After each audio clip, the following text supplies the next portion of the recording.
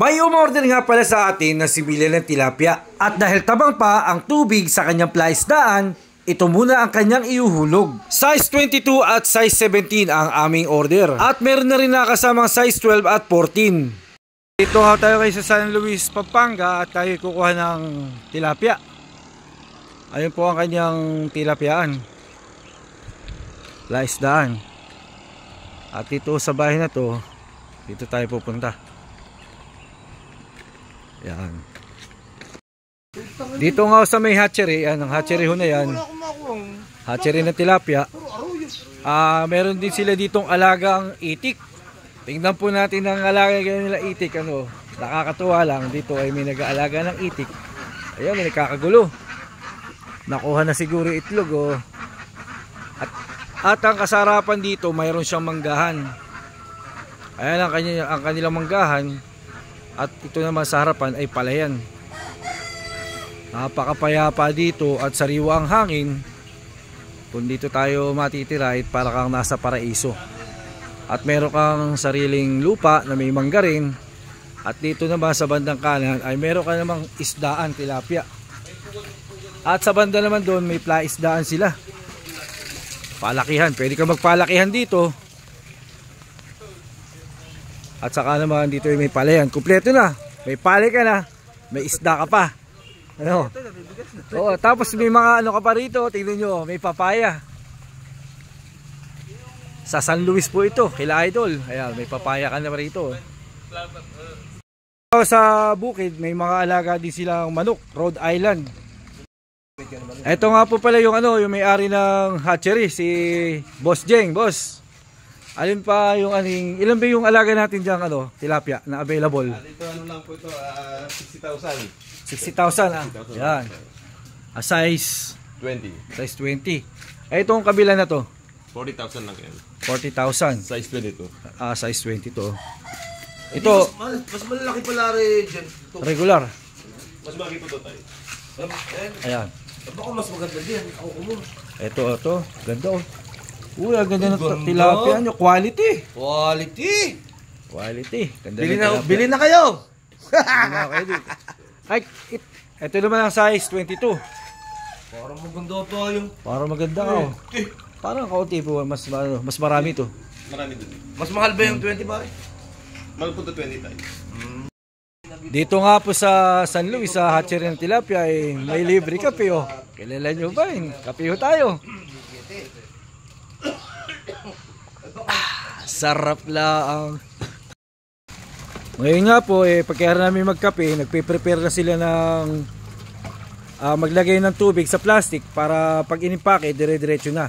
At nilalagyan po nila ng methylene blue na sa gayon magkaroon ng pang-iwas sa sakit kung magkakasakit man.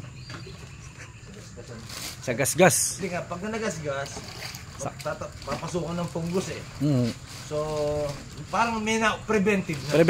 Preventive. Kaya ginagamitan ng methylene blue. Ayun. Tama si Kaboy. Ito, iniipon na nga po din yung size 22 dito sa dulo at iimpakihin na nga po ito at tatakalin. Ayan po ang size Ang kailangan po dito, dalawa lang silang nagtatrabaho dahil nakatangki ho siya.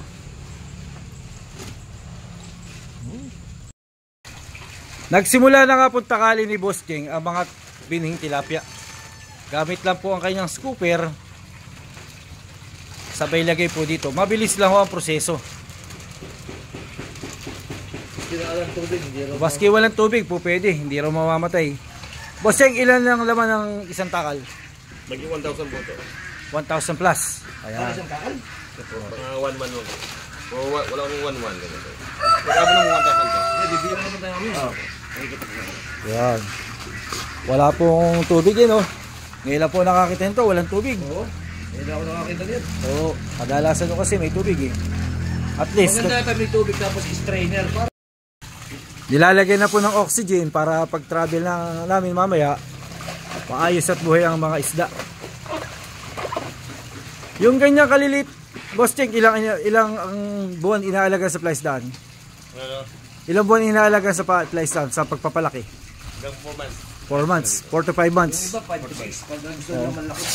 Depende sa size na kukuhanin nung Tama na sa akin yung Mayari. alin ba 5 to 6. Kaya ako doon. Ano lang, mabilisan. Mabilisan, oh.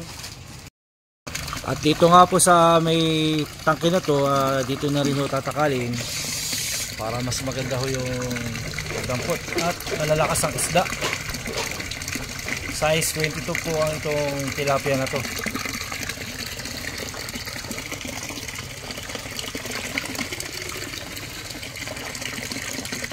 Ayan, maganda ho.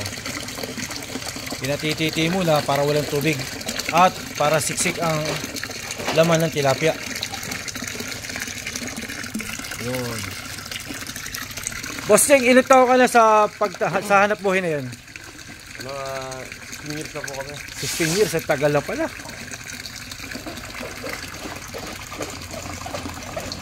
Halos yan na pala ang pinaka hanap buhay mo, no? May kasunod pa pagkayari nito. Litrato. Ayan, ang ganda ng ng tilapia natin.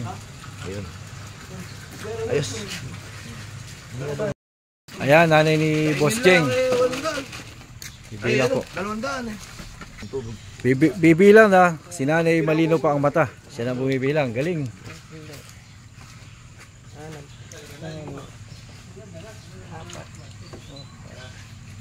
Kung ano ang sabihin ni nanay, siya naman sinusulat dito ni ate.